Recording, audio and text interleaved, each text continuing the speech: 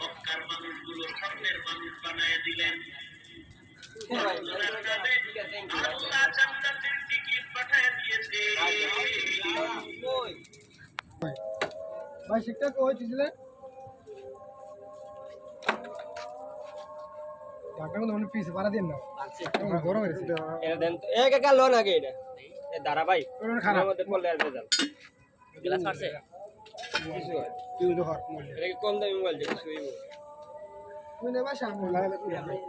টাকা বই করে বুঝেন আমি যা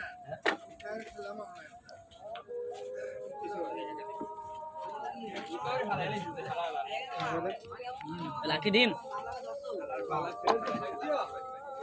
আই বল কি এখন লাগা আমি ঢুকে দিয়া জানি না এটা দিতে পারবে এটা দিতে পারবে না এই বলে কে চাঁদে